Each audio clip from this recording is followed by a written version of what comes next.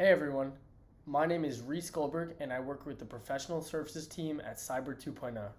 I am Adam Rothenberg, also working with the professional services team, and welcome to the Cyber 2.0 channel. Today we will walk you through reverse tracking and showcase Cyber 2.0's 9 patented software in action. In this video, we will first purposefully install a malicious virus to demonstrate the effects it has on an unprotected computer. Then, we will activate our defense software and implement the same malicious virus. Reverse tracking is our second patent of 9 that allows us to authorize all files that move throughout a network. Every file that moves throughout the network has its origin and destination recorded. To protect against mutations, every file's MD5 and SHA signature and size is recorded to prove they are authenticated and non-malicious. In this example, we see how the reverse tracking module actually works.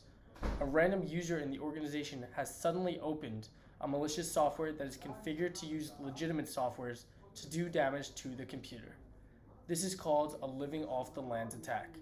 While this can cause harm to unprotected computers, reverse tracking can play a crucial role in mitigating such attacks.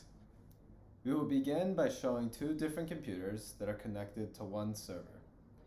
These 2 computers are in monitor mode at the moment, which means that our software is not blocking any files, but merely monitoring all files not defined in the policy.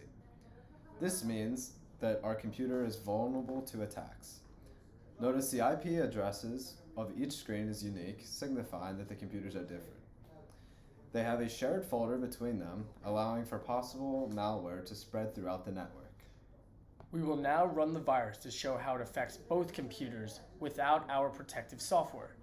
Essentially, this virus creates an infinite amount of random folders until the computer crashes or the C drive becomes full. As you can see, the virus is creating random folders.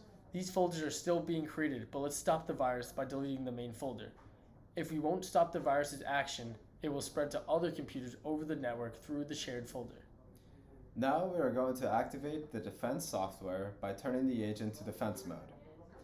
Now when we try and open the malicious file, the Cyber 2.0 defense agent blocks the file and protects the computers on the server. After a file is blocked by the software, it is recorded in the log records.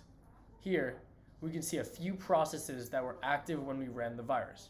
The virus was using these software to spread itself. Most of them are part of the trust list, and for that reason, we can see the status OK. But it is enough that only when one software is not part of the trust list, but it is involved in the chain of virus processes, and then the whole process will fall.